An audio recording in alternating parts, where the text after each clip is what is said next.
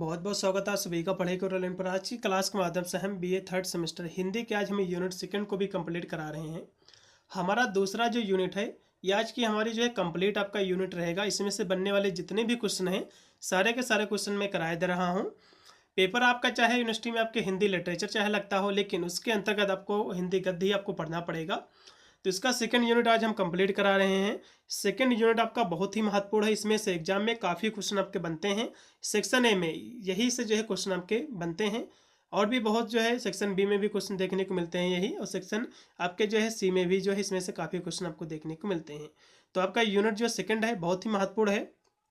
तो चलेगा ना ज़्यादा समय का होता है, सीधे आज की क्लास के माध्यम से हम इसके सेकंड यूनिट पर हम चर्चा करेंगे। उससे पहले बता दूं, मैंने आपको जो फर्स्ट चैप्टर में मैंने आपको पढ़ाया था हिंदी गद्य साहित्य का संक्षिप्त इतिहास, जिसमें मैंने आपको क्लासें कराई थी, 4 क्लासें मैंने आपको कराई थी, प्रत्येक जो है एक एक क्वेश्चन की। जिसमें से मैंने हिंदी कहानी का उद्भव विकास मैंने आपको पढ़ाया था, उपन्यास का उद्भव विकास पढ़ाया था, नाटक का उद्भव विकास पढ़ाया था, आलोचना का।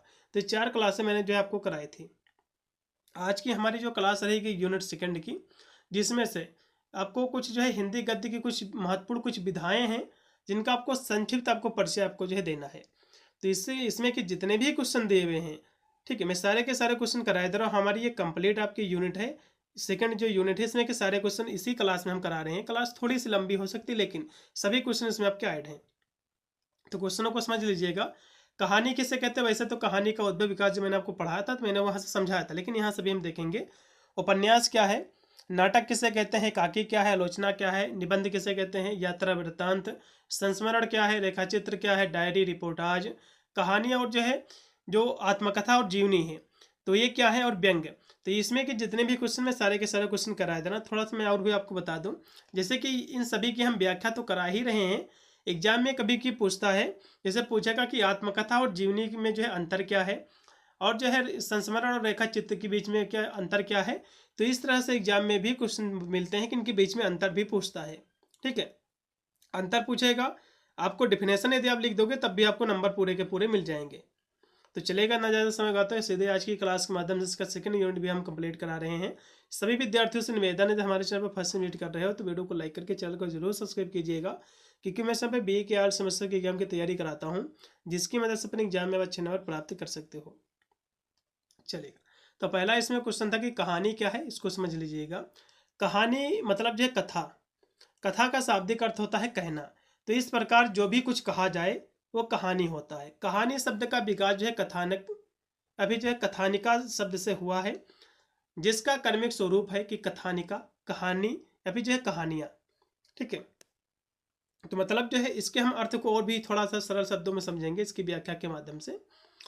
तो कहानी की जब बात आती है तो कहानी के बारे में पूछ सकता कि कितनी प्राचीन है।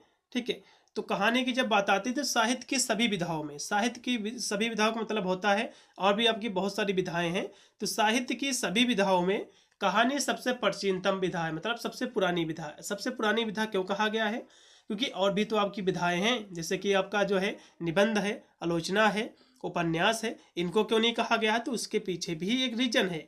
ठीक है, कहानी जो है सबसे पुरानी क्यों है? तो इसके पीछे एक रीजन है कि यह जो है साहित्य की एक ऐसी विधा है, साहित्य की एक ऐसी विधा है जिसका प्रारंभ मानव सभ्यता के प्रारंभिक विकास के साथ ही माना जाता है। मतलब तो यदि हम कहे, ये इस तरह से भी कह सकते हैं कि मनुष्य में जब भी सभ्यता का विकास हुआ, मनुष्य ने जो है भाषा सीखी, बाद में जैसे अचेतन मन से कुछ भी व्यक्त करना जब से स्टार्ट किया है, कुछ भी कहना स्टार्ट कर दिया है, उसी दिन से कहानी की जो है शुरुआत हो गई, उसी दिन से उसकी स्टार्ट मानी जाती है। ठीक है, क्योंकि कहानी जो कि कथन से संबंधित है, क्योंकि इसमें जो है कथन की प्रधानता होती है, अतः मनुष्य ने जब भी कुछ कहना प्रारंभ किया होगा तभी से कहानी जो है प्रारंभ हो गई। मतलब जो है मनुष्य में जब सभ्यता का विकास हुआ, मनुष्य ने जब भाषा को सीखा, तो अपने अचेतन मन से जो भी कहना स्टार्ट किया तो उसी दिन से कहानी की शुरुआत हो गई।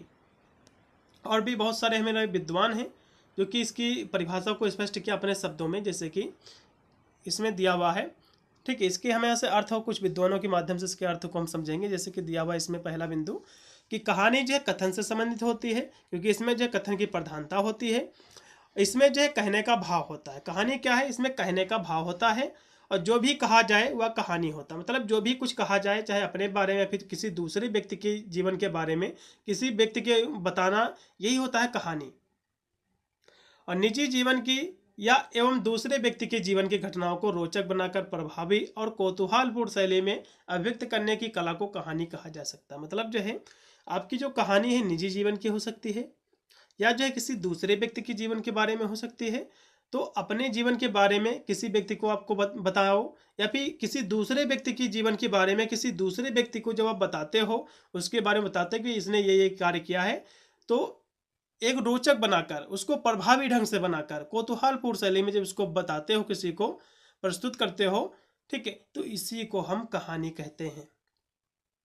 हमारे पाश्चात्य विद्वान जो कि H.E. बेट्स जी कहते हैं, कहानी समस्त विधाओं में से सबसे अधिक लचीली है, अतः आकाश में अनंत विस्तार के नीचे की किसी भी बात को से संबंधित कहानी हो सकती है। इनका कहना है, पाश्चात्य विद्वान जी का, ये कहते हैं आकाश में अनंत विस्तार के, ठीक है, नीचे की किसी भी बात से संबंधित, मतलब जो आकाश के नीचे जिस धरती है, जो एक किसी भी भाग से कहानी संबंधित हो सकती है। जैसे कि एक घोड़े की मृत्यु से लेकर के, किसी युवती के प्रेम प्रसंग से लेकर के, या फिर जो है व्यापार, या कुछ भी विषय हो सकता है। मतलब कहानी किसी भी सब्जेक्ट से संबंधित हो सकती है। किसी जो है कह सकते हो घोड़े से संबंधित हो सकती है, उसके जन्म से लेकर मृत्यु तक हो सकती है। किसी अन्य जानवर से हो सकती है, किसी मनुष्य के बारे में कहानी हो सकती है, या फिर किसी लड़की की प्रेम प्रसंग की कहानी हो सकती है, किसी लड़के की प्रेम प्रसंग की कहानी हो सकती है, किसी के व्यापार के संबंधित कहानी हो सकती है, किसी गरीब व्यक्ति से अमीर व्यक्ति जब बना हुआ उसकी कहानी हो सकती है। तो कहानी किसी भी क्षेत्र की हो सकती है, ठीक है। अगली परिभाषा है से कविवर रविन्द्रनाथ जी कहते हैं, ये कहते हैं कि जीवन का प्रतिक्षण एक सारगर्भित कहानी है। ये कहते हैं कि जीवन का एक जो है प्रतिक्षण, मतलब जीवन में जितनी भी घटनाएं होती हैं, जितने भी कार्य होते हैं, तो कहीं ना कहीं देखा जाए एक सारगर्भित कहानी ही है। अतः कह सकते हैं कि कहानी एक छोटी सी गद्य रचना है, जिसमें जीवन के महत्वपूर्ण संवेदना, प्रधान क्षणों की या जीवन के खंड चित्रों को रोचक, आकर्षण, प्रभावी पद्धति से प्रस्तुत कर किसी शाश्वत और मनोवैज्ञानिक तथ्य का उद्घाटन किया जाता है। इसी को हम कहानी कहते हैं। मतलब जो है कहानी एक छोटी सी गद्य रचना है, जिसमें जीवन के महत्वपूर्ण संवेदना, प्रधान क्षणों की, जो जीवन की खंड हो सकता है, या फिर किसी चित्र के माध्यम से उसको रोचक बनाकर, एक आकर्षण बनाकर, प्रभावशाली बनाकर, ठीक है, उसको जो प्रस्तुत किया जाता है, ठीक है, इसी को हम कहानी कहते हैं। इतनी सी परिभाषा आपको लिखना है। अब हम अगला पर देखेंगे प्रश्न कि उपन्यास किसे कहते हैं। उपन्यास के बारे में भी थोड़ा सा चर्चा कर लीजिएगा। उपन्यास आपके एग्जाम में क्वेश्चन बन सकता है। वैसे तो इसके मैंने उद्भव विकास के बारे में जो मैंने आपको क्लासें कराई थी, उसमें मैंने सारी इसकी क्लासें करा दी थी, लेकिन यहाँ से जो कि क्वेश्चन आपके यूनिट सेकंड में भी था, तो इसको हम संक्षिप्त में यहाँ से देखते चलेंगे, ठीक है। तो उपन्यास क्या है? उपन्यास इति उपन्यास, मतलब जो है इसका मतलब ये हुआ है कि जो सामने रखा जाए वह उपन्यास है। अब क्या सामने रखा जाए, चलिएगा आगे मैं भी आपको बताता हूँ। अतः उपन्यास शब्द का अर्थ है कि सामने रखना। उपन्यास प्रसादतम, अर्थात किसी वस्तु को इस प्रकार संजोकर रखना जिससे दूसरे उन्हें जो है देखकर प्रसन्न हो जाए, ठीक है, इसी को हम उपन्यास कहते हैं। अब क्या रखना है समझो। उपन्यास जो है आपका ऐतिहासिक विधा है, क्योंकि उपन्यास हो या फिर कहानी हो, फिर अन्य जितनी भी हैं, ये सभी के सभी विधाएं होती हैं। तो उपन्यास एक आपका ऐतिहासिक विधा है। तो मतलब जो है इतिहास में जो भी घटनाएं हुई हैं, ठीक है, जो भी घटनाएं, जैसे कि झांसी की रानी का जिक्र आता है, तो एक प्रकार का उपन्यास है जो कि आपके पाठ्यक्रम में संकलित है, ठीक है, वीरेंद्र लाल वर्मा के द्वारा। तो झांसी की रानी में हमने क्या पढ़ते हैं कि झांसी की रानी की जो बहादुरी के बारे में पढ़ते हैं, ठीक है, उसकी वीरता की लड़ाई के बारे में पढ़ते हो। तो अतीत में, इतिहास में कुछ ऐसी घटनाएं घटी हैं, ठीक है, उनको जब इस प्रकार से किसी के सामने रखा जाए, संजो कर रखा जाए, प्रभावी ढंग से प्रस्तुत किया जाए, जिससे पढ़ने वाला व्यक्ति, सुनने वाला व्यक्ति या फिर देखने वाला व्यक्ति प्रसन्न हो उठे, उसको अच्छी लगे, ठीक है, उसको प्रसन्नता मिली, या फिर कह सकते हो उसकी रुचि जो है बीच में भागे ना, मतलब उसको इसमें इंटरेस्ट आए, पूरी कहानी को देखे विस्तार पूर्वक, इसी को उपन्यास हम कहते हैं, ठीक है। आगे फिर लिखा हुआ, किंतु आधुनिक संदर्भ में हिंदी का उपन्यास अंग्रेजी की नॉवेल शब्द का हिंदी पर्यायवाची बन गया। मतलब जो है जो उपन्यास है इसको हम अंग्रेजी में नॉवेल कहते हैं, ठीक है, तथा उपन्यास के लिए संस्कृत में नवल शब्द का प्रयोग होता है। हम जो है जो कि उपन्यास जो है इसको हम संस्कृत में नवल शब्द का प्रयोग करते हैं। अतः कह सकते हैं अंग्रेजी का जो नॉवेल शब्द है, कहीं संस्कृत के नवल शब्द से इसकी जो है उत्पत्ति तो नहीं हुई है, ठीक है, क्योंकि बहुत सारे अंग्रेजी के हमारे ऐसे शब्द हैं जिसकी उत्पत्ति संस्कृत शब्द से मानी जाती है, फिर जो है हुई है। तो और भी इसकी परिभाषा बहुत सारे विद्वानों ने दिया है, तो उनको भी समझ लीजिएगा। उससे पहले हमारे एक विद्वान हैं, कुछ विद्वान कह सकते हैं जिन्होंने उपन्यास को केवल एक कहानी न कह करके सीधे एक मनोरंजन का साधन ही कहा है। यहाँ से लिखते हैं, जो कि सुप्रसिद्ध पाश्चात्य विद्वान हमारे H.G. वेल्स जी हैं, उपन्यास का उद्देश्य केवल मनोरंजन मात्र ही मानते हैं। संभवतः किसी समय उपन्यास का उद्देश्य ऐसा ही रहा है, किंतु आधुनिक विद्वानों का विचार इनसे जो है कुछ भिन्न है। तो ये कहते हैं, हो सकता है उस समय जो जब इन्होंने उपन्यास के डिफिनेशन को डिफाइन किया, तो उस समय हो सकता है कि उपन्यास को जो है जो लोग देखते थे एक मनोरंजन मात्र ही समझते थे, उसको देखते थे। लेकिन आज क्या है, क्योंकि आधुनिक युग में हम देखें तो कुछ विद्वानों ने विचार इसके जो है भिन्न दिए हैं अपनी परिभाषा के माध्यम से। जैसे कि डॉक्टर भागीरथी मिश्र जी ने ये कहते हैं कि युग की गतिशील पृष्ठभूमि पर सहज शैली में स्वाभाविक जीवन की एक पूर्ण झांकी प्रस्तुत करने वाला गद्य उपन्यास कहलाता है।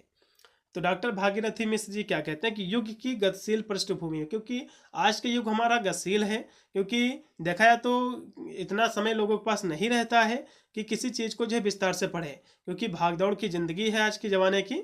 तो इसमें कहा गया कि युग की आज गतिशील पृष्ठभूमि पर सहज शैली में किसी चीज को सहज शैली में, किसी ऐतिहासिक घटना को सहज शैली में स्वाभाविक जीवन की एक पूर्ण झांकी प्रस्तुत करने वाला गद्य उपन्यास कहलाता है। मतलब किसी सहज शैली में ऐतिहासिक कोई घटना है उसको प्रस्तुत करने की जो कला है, सहज शैली मतलब होता है और कम शब्दों में, जिससे क्योंकि आज जो है जो कि भाग दौड़ की ज़िंदगी है, तो ज़्यादा लंबा में व्यक्ति छोड़ कर उसको बीच में चला जाएगा, तो बहुत ही कम शब्दों में, बहुत ही कम समय में, और उसको एक सरल शब्दों में, ठीक है, प्रस्तुत किया जाए, एक प्रस्तुत करने वाली एक झांकी या फिर गद्य का भाग, वही आपका उपन्यास कहलाता है। अगली परिभाषा डॉक्टर श्याम सुंदर दास जी कहते हैं कि मनुष्य के वास्तविक जीवन की काल्पनिक कथा उपन्यास है। मतलब मनुष्य का जो वास्तविक जीवन है, इसकी जो काल्पनिक जो कथा है, इसी को हम उपन्यास कहते हैं। फिर आगे यहाँ से थोड़ा और भी लिखा हुआ है कि आधुनिक युग में उपन्यास एक सर्वाधिक जो है प्रचलित विधा है, और यह जो है आधुनिक युग का महाकाव्य बन गया है, जिसमें जीवन की संपूर्ण झांकी सरस रूप में प्रस्तुत की जाती है। ठीक है, तो इस तरह से आपको इसके बारे में आपको लिखना। अब हम देखेंगे कि नाटक क्या है, इसके बारे में भी समझ लीजिएगा। नाटक जो कि अत्यधिक जो है प्राचीन विधा है, इसलिए हम सर्वप्रथम इस पर विचार करेंगे। नाटक अभी दशहरा आपने कल जस्ट जो कि उत्सव आपने देखा भी होगा, गए भी होंगे, तो दशहरा में आपने क्या देखा है कि राम जी के द्वारा रावण को जो है उसमें जो है जलाने का आप परंपरा देखे होंगे, क्योंकि बहुत दिनों से चली आ रही है। तो उसमें आपने देखा होगा कि राम जी का किरदार किए थे और रावण के बनाया गया होगा, तो एक प्रकार से वो भी एक प्रकार का नाटक ही है। ठीक है, क्योंकि उसमें भी जो है राम के द्वारा जो है उसको पुतले को जलाया जाता है, उसमें आग लगाई जाती है, तो ये भी एक प्रकार का नाटक का जो ही रूप है। और भी आप बहुत सारे जो है देखे होंगे अपने गाँव में या फिर सिटी में, तो आपने बचपन में अपने मोहल्ले में, गाँव में या फिर शहर में कुछ ना कुछ नाटक जरूर देखे होंगे, या तो त्योहारों में देखे होंगे, क्योंकि त्योहारों में जैसे कि रामलीला आपने देखा होगा, रासलीला देखा होगा, यदि देखा होगा, और ये भी नाटक के पुराने प्रकार हैं। तो ये सब क्या है, नाटक के पुराने प्रकार हैं। नाटक कैसे होता है, जैसे कि कुछ घटनाएं अतीत में घट गई हैं, कुछ हमारे महापुरुष हुए हैं, तो उन्हीं की जब नकल किया जाता है मंच पर, ठीक है, एक उसको प्रस्तुत किया जाता है, तो इसी को हम क्या कहते हैं, इसी को हम नाटक कहते हैं। तो यहाँ से यही चीज़ लिखा हुआ है कि यदि रासलीला आदि को देखकर यह बात जो है आपकी समझ में आ गई होगी कि इनमें से किसी महापुरुष के जीवन की घटनाओं का अनुकरण किया जाता है। मतलब जो है इन घटनाओं में किसी महापुरुष की कहानी होती है जिसको दोहराया जाता है, रंगमंच पर प्रस्तुत किया जाता है। ठीक है, जो कलाकार इन घटनाओं का अनुकरण करते हैं, मतलब जो कलाकार होते हैं जो इसको प्रस्तुत करते हैं, उनका पार्ट लेते हैं, उनका रोल करते हैं कह सकते हो। ठीक है, कर इन्हें जो है हमारे सामने पेश करते हैं, उनका रोल करके हमारे सामने पेश करते हैं, उनको अभिनेता कहते हैं। अभिनेता मतलब एक्टर। और भी आगे यहाँ से लिखा हुआ है, नाटक शब्द की उत्पत्ति संस्कृत के नट धातु से हुई है। नट का अर्थ होता है अभिनेता। अभिनेता का क्या कार्य होता है, कोई पहली मूवी जब बनती है उसकी एक स्क्रिप्ट लिखी जाती है, क्योंकि नाटक जो होता है पहले से किसी अतीत में कोई घटना घटी महापुरुष की, जैसे कि रामायण की बात ले लो, तो रामायण जितनी आपकी बनी है तो अभी एक नाटक का ही तो पार्ट है। तो नाटक का मतलब होता है कि जो कि अतीत में जो घटनाएं घटी हैं महापुरुष के द्वारा या फिर अन्य कोई घटना हो सकती है आपके जीवन के बारे में, तो उसको एक रोल के माध्यम से उसको फिर से जब प्रस्तुत किया जाता है एक रंगमंच पे, तो ये होता है नाटक। यह चीज़ इसमें लिखा हुआ है। नाटक शब्द की उत्पत्ति संस्कृत की नट धातु से हुई है। नट का अर्थ है अभिनेता। तो जिस प्रकार कठपुतली को नचाने वाला सूत्रधर कठपुतली को अपने धागे से निर्देशित करता है, उसी प्रकार साहित्य जगत में नाट्य साहित्य, क्योंकि इसको मूल में जो है रंगमंच है, तभी इसके दृश्य और श्रव्य काव्य इसको कहा जाता है। मतलब जो है इसमें क्या है, जब किसी साहित्य की या फिर कह सकते हो किसी महापुरुष की कहानी को एक श्रव्य और दृश्य के रूप में जब प्रस्तुत किया जाता है रंगमंच पर, ठीक है, एक रोल किया जाता है जो कि अतीत में जो घटना घट गई हैं, तो इसी जो कि एक्टर के माध्यम से किया जाता है कृत्य, तो इसी को हम नाटक कहते हैं।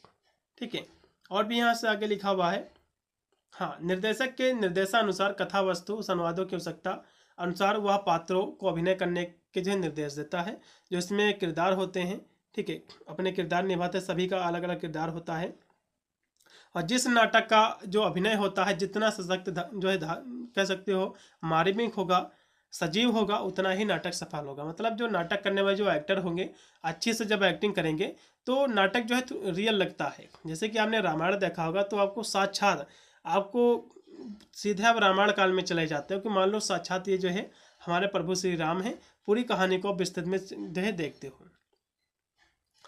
और भी देखिएगा, और भी यहाँ से लिखा हुआ है, नाटक की जो की बात आई है तो क्वेश्चन बनता है कि इसकी शुरुआत किससे हुई है, तो इसके बारे में थोड़ा सा समझ लीजिएगा। नाटक लेखन की परंपरा अत्यधिक जो है पुरानी है। अगर हम प्राचीन नाटक की बात करें तो महर्षि भट्ट और वाल्मीकि कालिदास नामक सर्वप्रथम जो है नाम इनका आता है। मतलब जो है ये लोग जो है नाटक की शुरुआत बहुत पहले कर दिए थे, लेकिन इन्होंने जो नाटक लिखे हैं संस्कृत भाषा में लिखा है, क्योंकि हम जो बात कर रहे हैं नाटक की, हिंदी नाटक की बात कर रहे हैं, तो हिंदी में नाटक लिखने की जो परंपरा की जो शुरुआत हुई है भारतेंद्र हरिश्चंद्र जी से माना जाता है। भारतेंद्र हरिश्चंद्र जी को हिंदी नाटक के जन्मदाता के रूप में जाना जाता है। यह क्वेश्चन आपको नोट करना है, एग्जाम में पूछ सकता है कि हिंदी नाटक के जन्मदाता कौन है। ठीक है, तो भारतेंद्र हरिश्चंद्र जी को जाना जाता है, इस तरह से आपको लिखना है। अब अगले कुछ इसमें जो क्वेश्चन आया है, आलोचना क्या है, इसके अर्थों को हम समझेंगे। ठीक है, तो इसको भी समझ लीजिएगा। आलोचना किसी व्यक्ति, कृत्य, विचार या वस्तु के गुण दोषों का निष्पक्ष रूप से विश्लेषण करने की प्रक्रिया है। मतलब जो है आलोचना क्या है, किसी व्यक्ति के बारे में हो सकता है, किसी कृत्य मतलब कोई पुस्तक हो सकती है, या फिर विचार या वस्तु के गुण दोषों का निष्पक्ष रूप से जब विश्लेषण किया जाता है, एनालिसिस किया जाता है, इसी को हम आलोचना कहते हैं। जैसे कि कोई बुक है तो उसके बारे में जब एनालिसिस का मतलब होता है जैसे कि रिव्यू करना। जैसे कि आपने देखा होगा कि मूवी कोई बनती है या फिर उसका ट्रेलर ही आ जाता है, फिर मूवी जब रिलीज होती है तो उसी दिन जो है मूवी के रिव्यू आने लगते हैं कि लोगों को कैसे पसंद आ रही है कि नहीं आ रही पसंद। तो रिव्यू में क्या बताया जाता है, उसमें जो गुण होते हैं निगेटिव पॉजिटिव, वही चीज़ तो बताई जाती है। तो वही चीज़ है आलोचना भी। आलोचना मतलब जो है किसी व्यक्ति के बारे में, किसी पुस्तक के बारे में, किसी फिल्म के बारे में, इसके जो गुण हैं, जो दोष हैं, इनका जो विश्लेषण करने की प्रक्रिया होती है। ठीक है, इसका जो उद्देश्य रहता है इसकी खामियां निकालना नहीं है। मतलब इसका उद्देश्य उसकी कमियां नहीं निकालना है, बल्कि उसके जो सकारात्मक जो नकारात्मक जो पहलू हैं उनको उजागर करना है, ताकि उनका जो सही से मूल्यांकन किया जा सके। ठीक है, चलेगा। और भी आगे लिखा हुआ है, आलोचना शब्द लुच धातु से बना है जिसका अर्थ होता है देखना। ठीक है, तो इसका मूल भाव है कि किसी वस्तु को भली भांत देखकर उसके गुण दोषों का विवेचन करना, यही होता है आलोचना। ठीक है, किसी वस्तु के बारे में, किसी अभी मूवी को आप देख लो और उसके बाद उसका आलोचना करो कि मूवी कैसी थी, एक्टर लोग जो थे अच्छी जो है किरदार किए हैं कि नहीं किए हैं, तो उनका जब आप आलोचना करते हो मूवी अच्छी कि नहीं अच्छी, तो यही एक प्रकार का आलोचना ही कहलाता है। आलोचना में पूर्वाग्रह या व्यक्तिगत जो है द्वेष के बजाय तार्किक और वस्तुनिष्ठ दृष्टिकोण पर जो है जोर दिया जाता है। मतलब जो आलोचना में जो है पूर्वाग्रह मतलब होता है पहले से जो है किसी के बारे में निर्णय बना लेना। तो पहले से कोई इसमें अनुमान नहीं लगा सकते हो। जब किसी आप बुक के बारे में, जब आप उसके बारे में पढ़ोगे तभी तो आप उसके बारे में अनुमान लगाओगे कि अच्छी बुक है कि नहीं है। ऐसे थोड़ा नहीं कि बुक को हमने दूर से देखा बता दिया कि बुक जो है इसमें बोरिंग है, अच्छी नहीं है, तो ऐसे कहना गलत होगा। आलोचना में हम पूर्वाग्रह पर जोर नहीं देते हैं, ना ही व्यक्तिगत द्वेष के पर जोर देते हैं, बल्कि उसकी तार्किक जो शक्ति है, जो उसका वैष्णव जो दृष्टिकोण है, उस पर हम जोर देते हैं। तो इतना आपको लिखना है। आलोचना की बहुत सारी परिभाषा हमारे विद्वानों ने स्पष्ट किया, जैसे कि मैरियम वेबस्टर ने लिखते हैं, कहते हैं कि किसी चीज़ के गुण और दोषों के बारे में निर्णय लेना। किसी चीज़ के बारे में, किसी व्यक्ति के बारे में हो सकता है, किसी वस्तु के बारे में हो सकता है, किसी पुस्तक के बारे में हो सकता है, किसी जो है फिल्म के बारे में हो सकता है, तो उसके जो गुण दोष है उसके बारे में निर्णय लेना, यही होता है आलोचना। अगली परिभाषा साहित्यिक परिभाषा है, जो लिखा है किसी साहित्यिक कृत के, मतलब कोई साहित्यिक कोई पुस्तक है, कोई कृत है, उसके जो गुण दोषों का उद्घाटन करना। उद्घाटन मतलब होता है उसको उजागर करना, ताकि जो आम जनता है उसके बारे में जान सके, ताकि जो पाठक की जो रुचि का जो है परिष्कार हो सके, और वह जो है समझ सके कि क्या अच्छा है क्या बुरा है। मतलब जो है जब उसके बारे में उजागर हो जाएगा, उसके गुण दोष जो पढ़ने वाला जो व्यक्ति होगा, तो क्या अच्छा है क्या बुरा है इसके बारे में समझ पाएगा, तभी उस हिसाब से पढ़ेगा। उदाहरण के लिए जैसे कि साहित्यिक आलोचना। एक साहित्यिक आलोचना किसी उपन्यास की समीक्षा करते हुए बताता है कि उसकी भाषा शैली कितनी प्रभावी है, पात्रों का चरित्र चित्रण कितना गहरा है।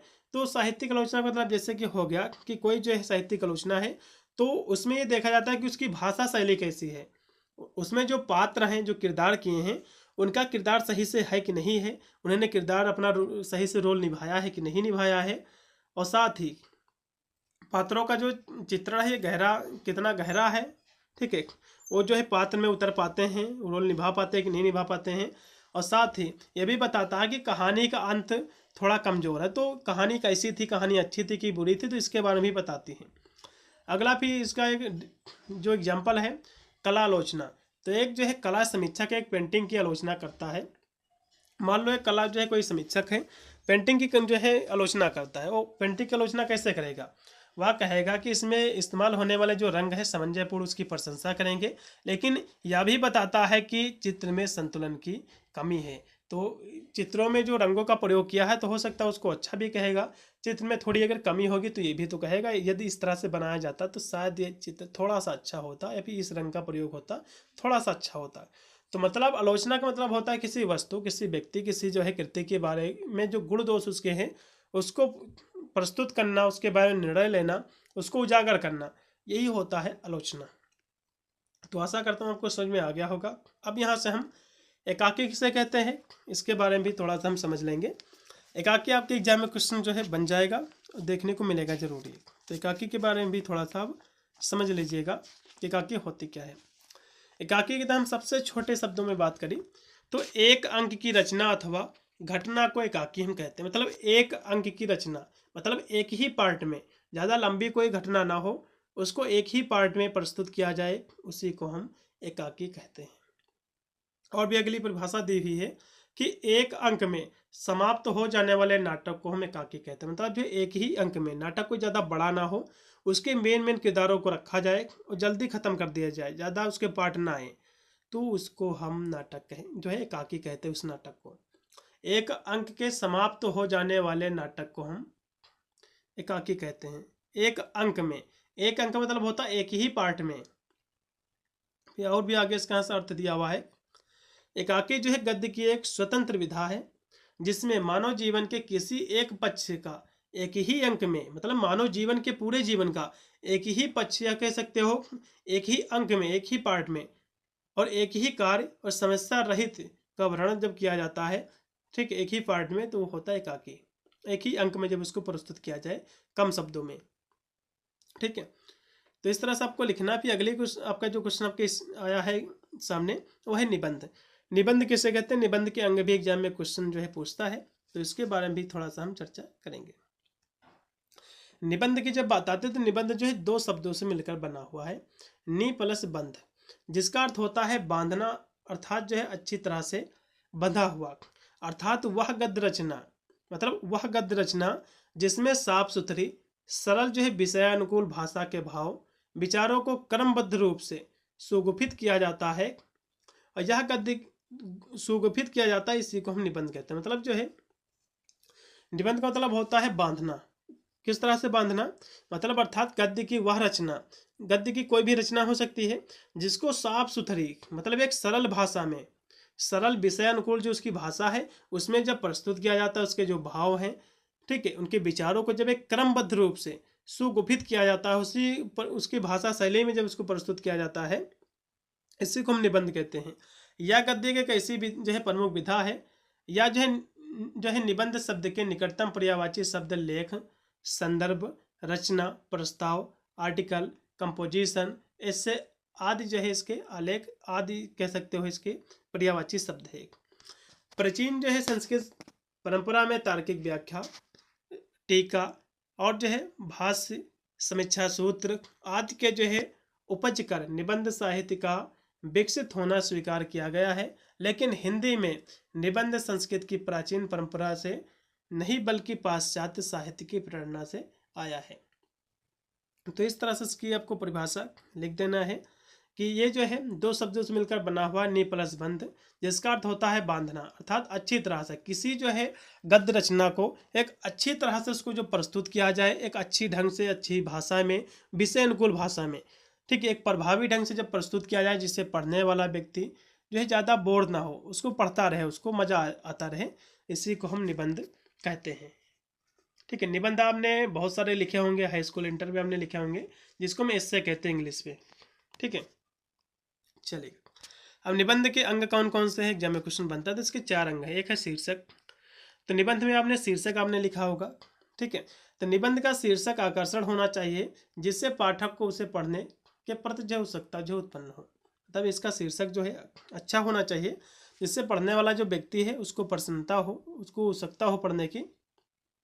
फिर है प्रस्तावना, इसे भूमिका भी कहा जाता है, या जो है रोचक जो है सीमित विषय वस्तु को स्पष्ट करने वाली चाहिए। ठीक है, फिर है विस्तार, यही जो है विचारों को जो है विकास दिखता है इसमें, यही जो है विचारों का विकास जो है दिखता है और निबंध का दृष्टिकोण जो है प्रकट करता है। फिर है जो है संहार, इसमें लेखक निबंध का जो है निष्कर्ष जो है ये बताता है। तो इस तरह से आपको लिखना है। अब एग्जाम में क्वेश्चन बनता है कि निबंध का जन्मदाता किसे माना जाता है, तो रोम के प्रसिद्ध लेखक हैं। ठीक है, ठीक है, कौन है, सिसेरो और जो है सेनेका, इनको जो है माना जाता है, दोनों लोगों को। चलेगा, अब हम देखेंगे कि यात्रा वृत्तांत किसे कहते हैं, आपके एग्जाम में क्वेश्चन जो है बनेगा। तो किसी व्यक्ति की यात्रा के दौरान इसके अनुभव को कलात्मक और साहित्यिक विवरण होता है जो किसी स्थान, लोगों, संस्कृति की जानकारी, मनोरंजक, सूचनात्मक तरीके से जब उसको प्रस्तुत करना किया जाता है, इसी को हम यात्रा वृत्तांत होते हैं। मतलब यात्रा के दौरान आपने जो है कोई यात्रा करने आप गए, मान लो अपने ही देश के किसी दूसरे स्टेट में आप गए, तो वहाँ की जो है भाषा क्या है, वहाँ का रहन सहन क्या है, तो इसके बारे में भी तो आपको जानकारी मिलती है।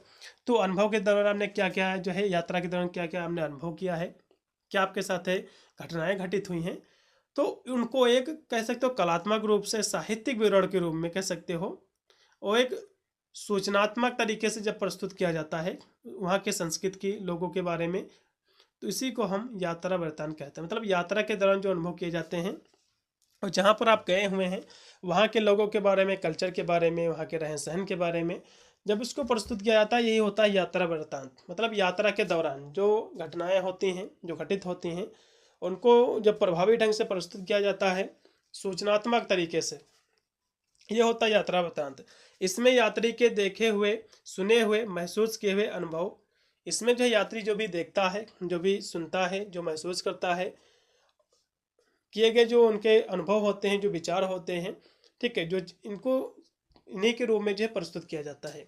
ठीक है, तो वही चीज़ होती है। इसका जो उद्देश्य होता है पाठक को उस स्थान से परिचित कराना होता है या मनोरंजन प्रदान करना होता है। मतलब जो है इसमें यात्रा जो कोई भी व्यक्ति करता है किसी स्थान की जब जाने के लिए, वहाँ की यात्रा करने गया, तो वहाँ पर कैसा माहौल है, कैसा रहन सहन है, तो उस स्थान के बारे में, उस जगह के बारे में सभी लोगों को परिचित कराना, यही इसका उद्देश्य रहता है।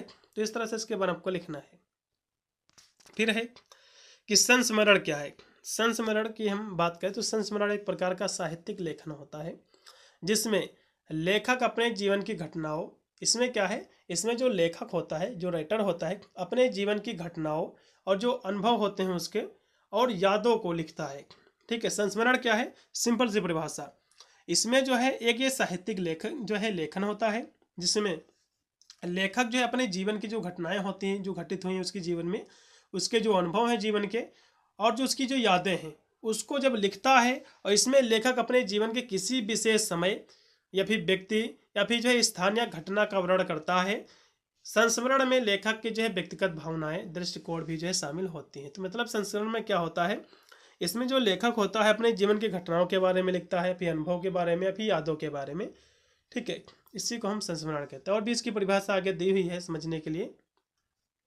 संस्मरण जो है स्मृति के आधार पर किसी विषय या व्यक्ति पर लिखे गए लेख को हम संस्मरण कहते हैं। मतलब जो है स्मृति के आधार पर, मतलब जो है अपनी यादों के आधार पर, आपकी जो मेमोरी होती है इसके आधार पर किसी विषय पर या फिर व्यक्ति पर लिखे गए लेख को हम संस्मरण कहते हैं। आप लेख किसी व्यक्ति के पर लिख सकते हो, अपने व्यक्ति पर भी, मतलब अपने व्यक्तित्व भी लिख सकते हो भाई, किसी आपके दोस्त हैं या फिर किसी के बारे में हमने अनुभव किया है उसके बारे में भी लिख सकते हैं। लेकिन अपने जीवन के बारे में अनुभव को आपको ज़्यादा पता होता है, तो अपने जीवन की जो घटनाएं हैं, जो अनुभव है, तो उसको जब कह सकते हो लिखा जाता है, ठीक है, उसको लेख को जब लिखा जाता है तो वही जो लेख होता है उसी को हम संस्मरण कहते हैं।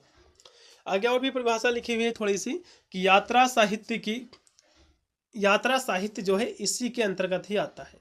संस्मरण को जो है साहित्यिक निबंध की प्रवृत्ति भी जो है माना जा सकता है। ऐसे कार्य को स्मारक निबंध भी जो है कहा जा सकता है। मोटे तौर पर संस्मरणों को स्वविशेषता के तहत जो है लिया जा सकता है, लेकिन संस्मरण और आत्मचरित्र के दृष्टिकोण के बीच एक बुनियादी अंतर है। आत्मकथा के लेखन का उद्देश्य अपने जीवन का वर्णन करना होता है। आत्मकथा क्या होता है, जब व्यक्ति जो लेखक होता है अपने जीवन के बारे में जब लिखता है उसको आत्मकथा कहते हैं। इसमें जो है कहानी का मुख्य पात्र जो है स्वयं लेखक होता है, लेखक का दृष्टिकोण जो है भिन्न होता है। तो इस तरह से इसके बारे में आपको लिखना है। संस्मरण क्या है, संस्मरण स्मृति के आधार पर या फिर किसी लेखक के जीवन में जो घटनाएं घटित हुई हैं, ठीक है, जो अनुभव उसके हैं, तो अपनी मेमोरी की शक्ति से, अपनी यादों की शक्ति से उनको जब लिखता है, ठीक है, एक लेख के रूप में लिखता है, तो इसी को हम संस्मरण कहते हैं। और भी आगे यहाँ से संस्मरण और रेखा चित्र क्या है, एग्जाम में क्वेश्चन बनता है, इनके बीच में अंतर क्या है, ये भी एग्जाम में क्वेश्चन बनता है। तो मैं सभी करा दे रहा हूँ क्योंकि हम एक बारीकी से क्वेश्चनों को लेकर चल रहे हैं, क्योंकि हम चैप्टर्स क्लासें करा रहे हैं। संस्मरण, रेखा चित्र और जो है आत्मचरित्र, इन तीनों एक दूसरे के जो है इतना घनिष्ठ संबंध है कि एक की सीमा दूसरे से कहाँ मिलती है और कहाँ अलग हो जाती है, कहाँ नहीं जा सकता है। ठीक है, संस्मरणात्मक रेखा चित्र भी मिलते हैं और रेखा चित्रात्मक संस्मरण भी मिलते हैं। जैसे कि उदाहरण के लिए महादेवी के गद्य लेखन में कभी कभी यह नियत करना कठिन होता है कि उनकी अमुक रचना रेखा चित्र है या फिर जो है संस्मरण है, फिर भी दोनों में अंतर है। रेखा चित्र में जहाँ चित्र का जो है महत्व होता है, इनके बीच में अंतर क्या है, रेखा जो चित्र होता है इसमें जो है चित्र का महत्व होता है, चित्र के माध्यम से दर्शाया जाता है किसी कहानी के बारे में। जबकि संस्मरण क्या है, ये स्मृति के आधार पर होता है, मतलब आप अपनी मेमोरी की शक्ति से अपने जो अनुभव को आप लिखते हो, ये होता है संस्मरण। संस्मरण में अतीत की घटनाओं को जो है देखा जा सकता है। आप अपनी मेमोरी के माध्यम से आपके जीवन में जो घटनाएं घटित हुई हैं उसको जो आप लेख लिखते हो उसके बारे में, पुस्तक पर लिखते हो, ठीक है, यानी कॉपी पे लिखते हो, ये होता है संस्मरण। जबकि रेखा चित्र क्या है, रेखा चित्रण में अतीत की अनिवार्यता नहीं होती है। रेखा चित्र अतीत की कोई ज़रूरी नहीं है, आप अपने जीवन की प्रेजेंट टाइम की भी लिख सकते हो, अतीत की कोई ज़रूरी नहीं है कि रेखा चित्र करो। संस्मरण जो होता है ये जो है निजी संबंधों एवं अनुभवों के आधार पर जो है बनता है। संस्मरण क्या है, इसमें लेखक जो है अपने निजी जो अनुभव होते हैं, जो अतीत में घटनाएं हुई हैं, उन्हीं को जो है कह सकते हो लिखता है, तो ये होता है संस्मरण। जबकि रेखा चित्रण क्या है, कोई ज़रूरी नहीं कि अतीत की घटनाओं को आप जो है प्रस्तुत करो चित्र के माध्यम से, आप प्रेजेंट टाइम की भी कर सकते हो, किसी दूसरे जो व्यक्ति के जीवन के भी जो है चित्रण कर सकते हो। ठीक है, तो इसमें कोई इसकी आवश्यकता नहीं पड़ती है। तो ये इसके बीच में था अंतर, जो कि मैंने आपको स्पष्ट किया है। अब अगला क्वेश्चन देखिएगा, डायरी किसे कहते हैं। डायरी क्या है, आपके एग्जाम में क्वेश्चन बन सकता है, क्योंकि साहित्यकार होते हैं, साहित्य के पार जितने भी साहित्यकार होते हैं, जब भी कभी जाते हैं, घूमने जाते हैं, घर से निकलते हैं, तो उनके पास एक डायरी जरूर होती है। तो साहित्यकार अपने दिन प्रतिदिन के अनुभव एवं विचारों को लेखनीबद्ध करने के लिए प्रायः डायरी लिखते हैं। मतलब जो है, जो साहित्यकार होते हैं अपने दिन प्रतिदिन के जो अनुभव होते हैं, जो विचार होते हैं, उसको लेखनीबद्ध करने के लिए प्रायः जो है डायरी लिखते हैं। डायरी में प्रतिदिन के निरीक्षण, अनुभव, कार्यों का ब्यौरा जो है लिखा जाता है। इसमें निजी विचार, भाव और प्रतिक्रिया की जो है प्रधानता होती है। डायरी में जो है अपनापन होता है। डायरी में क्या है, अपनापन होता है। इसलिए इससे ठीक है, इसलिए इससे उसके लेखक के व्यक्तित्व की झलक जो है मिलती है। इसी को हम डायरी कहते हैं। डायरी क्या है, सिंपल सी परिभाषा, साहित्यकार अपने दिन प्रतिदिन के अनुभव विचार को लेखनीबद्ध करने के लिए पढ़ाया डायरी लिखते हैं, तो इसी को हम डायरी कहते हैं। इतनी सी परिभाषा भी लिख दोगे तो आपको नंबर मिल जाएंगे। चलो अगला देखो, रिपोर्टाज क्या है। रिपोर्टाज फ्रांसीसी शब्द जो कि भाषा का शब्द है या गद्य की नवीनतम विधाओं में से एक है। ठीक है, जिस रचना के वर्ण विषय का आंखों देखा कानों सुना ऐसा विवरण प्रस्तुत किया जाए जिससे जो पाठक है, जो पढ़ने वाला है, वो जो है एक कह सकते हो कि हथतांत्री के तार उसके जो है झंकृत हो उठे, मतलब जो है वो जो पढ़े तो उसको भूल ना पाए किसी घटनाओं के बारे में। ठीक है, वह उसको जो है भूल ना सके, उसी को हम रिपोर्टाज कहते हैं। तो रिपोर्टाज क्या है, किसी विषय के बारे में, किसी जानकारी के बारे में, जैसे कि न्यूज़ वाले होते हैं, हमने देखा होगा, कोई जो है कहीं पर मर्डर हो गया, फिर कोई ऐसे कांड हो गया, तो उसको जाते हैं बहुत अच्छे से उसको प्रस्तुत करते हैं, जिससे व्यक्ति जब देखता है तो उतनी जल्दी भूल नहीं पाता है। वो तो देखता ही, पास में पड़ोस में जो होते हैं उनको भी बताता है पूरी, मतलब इस तरह से किसी घटनाओं के बारे में आंखों देखा कानों सुना उसका विवरण प्रस्तुत किया जाए। ठीक है, जिससे जो पाठक है, जो पढ़ने वाला व्यक्ति है, उत्कृष्ट हो उठे। ठीक, उसको भूल ना पाए, इस तरह से पढ़े, उसी को हम रिपोर्टाज कहते हैं। रिपोर्टाज जो है रिपोर्ट नहीं है। रिपोर्ट में केवल ठीक है यथा तथ्य का वर्णन होता है। रिपोर्टाज में जो तथ्यों को कलात्मक और भावपूर्ण ढंग से जो है लिखा जाता है। रिपोर्ट ये नहीं है, रिपोर्टाज जो है रिपोर्ट नहीं है। रिपोर्ट क्या होता है, रिपोर्ट आपने देखा होगा, कोई आपको जो है मार पीट देता है, फिर कोई कांड हो जाता है तो रिपोर्ट जो है थाने में लिखाते हैं, ये रिपोर्ट नहीं है। रिपोर्टाज क्या है, रिपोर्टाज है किसी घटना को, किसी तथ्य को एक कलात्मक और भावपूर्ण ढंग से जब लिखा जाता है, ठीक है, जिससे पढ़ने वाला जो व्यक्ति है, जो पाठक है, वो उसे भूल ना सके, इसी को हम रिपोर्टाज कहते हैं। इस रचना विधा का जन्म द्वितीय विश्व युद्ध के समय हुआ था। हिंदी में रिपोर्टाज लेखन की शुरुआत शिवदान सिंह चौहान की रचना लक्ष्मीपुरा से मानी जाती है। तो इस तरह से आपको लिखना, ठीक है। रिपोर्टाज की शुरुआत किसने किया था, शिवदान सिंह चौहान की रचना लक्ष्मीपुरा से मानी जाती है, इतना आपको लिखना है। अब आत्मकथा किसे कहते हैं और जीवनी किसे कहते हैं। आत्मकथा और जीवनी के बीच में अंतर भी पूछता है। सबसे पहले आत्मकथा आप जान लीजिए कि क्या होती है। आत्मकथा स्वयं लिखी अपनी जीवनी को हम आत्मकथा कहते हैं। मतलब जब कोई लेखक, आप लेखक ना हो, आप ही हो, अपने जीवन के बारे में आप लिख दो जीवनी, इसी को हम आत्मकथा कहेंगे। तो स्वयं लिखी अपनी जीवन की, मतलब स्वयं लिखी अपनी जो जीवनी होती है, इसी को हम आत्मकथा कहते हैं। सिंपल सी परिभाषा है, एकदम एक लाइन में। अर्थात जब कोई लेखक या फिर साहित्यकार या फिर अन्य कोई व्यक्ति कलात्मक एवं साहित्यिक तरीके से स्वयं अपनी जीवनी लिखता है, ठीक है, तो उसे हम आत्मकथा कहते हैं। आत्मकथा से यह अपेक्षा की जाती है कि उसमें सत्य का अंश अधिक हो और लेखक ईमानदारी से अपने जीवन की घटित घटनाओं का जो है वर्णन करे, यह होता है आत्मकथा। बहुत ही सिंपल सी परिभाषा है। ऐसी परिभाषा आपको कहीं पर जो है गूगल करने पर भी जो है नहीं मिलेंगी। अब जीवनी क्या होती है, जीवनी को समझ लीजिएगा। जीवनी जो है आत्मकथा से थोड़ी सी भिन्न है, क्योंकि आत्मकथा हमने भी आपको बताया है, आत्मकथा जब कोई लेखक या फिर साहित्यकार अपने जीवन के बारे में जब जीवनी लिखता है, इसी को हम आत्मकथा कहते हैं। लेकिन जीवनी क्या है, जीवनी से भिन्न है। जीवनी को अंग्रेजी में हम बायोग्राफी कहते हैं।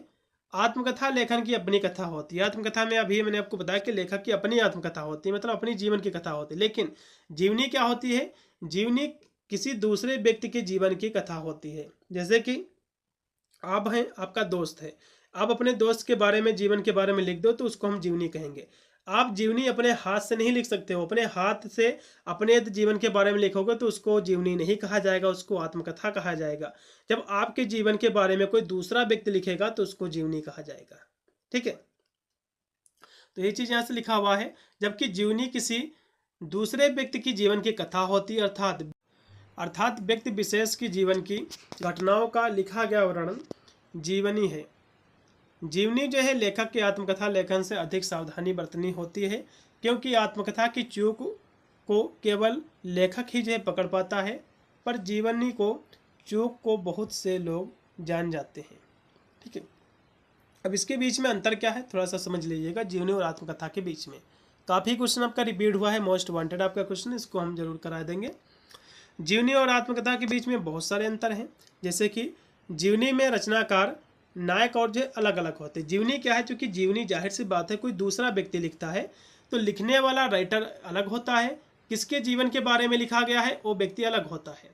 तो जाहिर सी बात है इसमें जो रचनाकार होता है वो अलग होता है, किसके बारे में लिखा गया वो भी अलग होता है उस व्यक्ति से। जबकि आत्मकथा क्या होता है, आत्मकथा में वही जो है लेखक होता है, वही अपने जीवन के बारे में लिखता है, ठीक है। वही रचनाकार, वही नायक की भूमिका एक ही व्यक्ति में होती है। अगले अंतर की हम बात करें तो जीवनी की रचना के लिए निष्पक्षता की जरूरत होती है। जीवनी की रचना जो होती है इसमें निष्पक्षता की आवश्यकता होती है, जबकि आत्मकथा लेखन के लिए जो है स्वयं का मूल्यांकन करना आवश्यक होता है। क्योंकि जब जीवनी आप किसी व्यक्ति के बारे में लिखोगे, उसके जीवन के बारे में, तो उसको बारे में आपको पहले उसके बारे में आपको जानकारी जुटानी पड़ेगी, तभी तो आप लिख पाओगे। जबकि आत्मकथा क्या है, जब अपने जीवन के बारे में लिखोगे तो आप अपनी मेमोरी की शक्ति से याद करके आप अपने जीवन के बारे में लिख सकते हो कि क्या क्या अतीत में हमारी घटनाएं हुई हैं, उसका मूल्यांकन करके आप लिख सकते हो। फिर अगला लास्ट में अंतर है, जीवनी जो होती है दूसरे व्यक्ति की जीवन की कथा होती है। ये बहुत ही मेन अंतर है, इसकी परिभाषा भी समझ सकते हो, यही परिभाषा ही है इसकी। जीवनी दूसरे व्यक्ति की जीवन की कथा होती है, जबकि आत्मकथा अपने ही जीवन की कहानी होती है। सिंपल सी परिभाषा, आशा करता हूँ आपको समझ में आया होगा। अब हम अगले क्वेश्चन की ओर बढ़ेंगे। लास्ट में आपका क्वेश्चन है कि व्यंग्य किसे कहते हैं। क्वेश्चन हो सकता है शॉर्ट नोट में आ जाए। तो डॉक्टर सरजंग गर्ग जी लिखते हैं कि व्यंग्य एक ऐसी साहित्यिक अभिव्यक्ति या रचना है जिसमें व्यक्ति अथवा समाज की कमजोरियों, दुर्बलताओं, कथनी या करने के अंतरों की समीक्षा अथवा निंदा भाषा का टेढ़ी भंगिमा देकर कभी कभी पूर्णतः सपाट शब्दों में प्रहार करते हुए की जाती है। मतलब जो है व्यंग्य क्या है, ठीक है, व्यंग्य एक प्रकार की साहित्यिक या भी अभिव्यक्ति की रचना है जिसमें समाज में बहुत सारी कमजोरियां होती हैं, दुर्बलताएं होती हैं, ठीक है। अभी जो है उसकी जो है कह सकते हो निंदा करना, या फिर कह सकते हो सपाट शब्दों में उस पर जो है प्रहार करना, इसी को हम व्यंग्य कहते हैं। वह जो है पूर्णतः अगंभीर होते हुए गंभीर हो सकती है, निर्दल लगते हुए भी जो है दयालु हो सकती है, और जो है प्रहारात्मक होते हुए तटस्थ लग सकती है, और मखौल लगते हुए जो है बौद्धिक हो सकती है। मतलब जो है इनका कहने का मतलब ये है कि व्यंग्य का मतलब होता है कि जो है ये जो है अगंभीर होते हुए गंभीर हो सकती है व्यंग्य, क्योंकि इसमें जो है समाज में जो बुराइयां हैं या फिर कह सकते जो कमजोरियां हैं उनकी जो है निंदा करना होता है। तो इसमें जो है सुधार हो सकता है, जैसे कि पहले अगंभीर थी वो गंभीर हो सकती हैं। तो इस तरह से इसमें जो है क्योंकि किसी के बारे में जब उजागर करोगे तो उसकी हो सकता है उसमें और भी कहानी काफ़ी कह सकते हो, उसकी जब निंदा करोगे तो हो सकता है उसकी प्रॉब्लम जो है बढ़े। और निर्दल लगते हुए दयालु हो सकती है, मतलब बिना जो है दयालु के निर्दल दयालु भी लग सकती है, तो कोई भी परिवर्तन हो सकता है, ठीक है। तो इसी को हम जो है व्यंग्य कहते हैं। समाज की एक व्यंग्य जो है साहित्यिक अभिव्यक्ति की रचना है जिसमें व्यक्ति अथवा समाज की जो कमजोरियां हैं, दुर्बलताएं होती हैं, जो कथनी है, जो कथन है समाज के या जो करनी है, तो इनके अंतरों की जब समीक्षा की जाती है, जो करनी जो कथनी है, ठीक है, और उनकी निंदा भाषा का टेढ़ी भंग में देकर कभी कभी पूर्णतया सपाट शब्दों में प्रहार करते हुए की जाती है, तो इसी को हम व्यंग्य कहते हैं। इतनी सी परिभाषा आपको लिखना है। यहाँ से व्यंग्य के कुछ भेद हैं, मतलब इसके प्रकार हैं, ठीक है। इसके जैसे प्रकार है जो है चमत्कारिक, जो है विनोद वचन, फिर है व्यक्तित्व, फिर है उपहास, अगला फिर है व्याकृति, आपेच, इसके जो है भेद है, मतलब इसके प्रकार है। फिर इसके कुछ तत्व हैं जैसे कि व्यंग्य के प्रमुख, जैसे कि विसंगत, आलोचना, बौद्धिकता, तो ये इसके तत्व हैं। तो इतनी ही हमारी क्लास थी, इसमें से सारे क्वेश्चन मैंने आपको करा दिए हैं। अब हमारी कल जो है तीसरी इसकी यूनिट आएगी जो कि झांसी की रानी आपका है। तो झांसी की रानी जो कि उपन्यास है आपके पाठ्यक्रम में, यूनिट आपका 3 है, तो इसी को हम कल की क्लास के माध्यम से कंप्लीट करेंगे। बहुत ही शीघ्र, इसमें टोटल आपके 8 ही आपके चैप्टर हैं, 8 आपकी यूनिट हैं, इनको हम बहुत ही शीघ्र हम कंप्लीट करा देंगे। आप चैनल से जुड़े रहिएगा। अन्य हमारे जितने भी सब्जेक्ट थे सारी मैंने क्लासें कंप्लीट करा दी हैं, यदि आपने नहीं देखा है तो अब जाकर इसकी सारी क्लासेज जो है ले सकते हैं। मिलता है वीडियो के लिए, तब तक सभी को thank you for watching this video.